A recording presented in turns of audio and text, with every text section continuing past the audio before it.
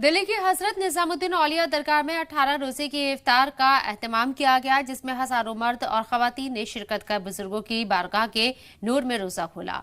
आपको बता दें कि रमजान माह की 21वीं शब को हजरत अली की यौम शहादत मनाई जाती है, जिसको लेकर ख्वाजा मोइनुद्दीन अजमेरी के यहाँ से वहां के गद्दी नशीन सैयद काशिफ चिश्ती अजमेर शरीफ से दिल्ली पहुंचे। यहाँ से काशिफ चिश्ती हजफ हजरत मौला अली की बारगाह में हाजिरी देने जा रही हैं और वहीं दरगाह हजरत निजामुद्दीन औलिया दरगाह के गद्दी नशीन सैयद नासिम अली निजामी साहब ने दरगाह हजरत निजामुद्दीन दिल्ली से पूरी कौम के लिए कुछ बातें मीडिया के जरिए कही।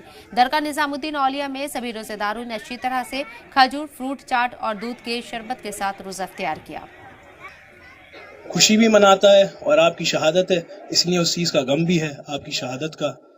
तो मौलाए कायनात के जो कॉल हैं कि आप उनकी बातों पे अमल करें और नमाज पढ़ें, और हिंदुस्तान की आवाम के लिए हम दुआ करेंगे वहाँ जाके कि तमाम जितने भी लोग मौलाए कायनात से मोहब्बत करते हैं, आपके आशिक हैं, मौला सबको अपने दर दौलत पे तलब करें। ये सिलसिला तो अफ्तारी का पहली रमज़ान से लेके 30 रमज़ान तक ऐसे ही रहता है।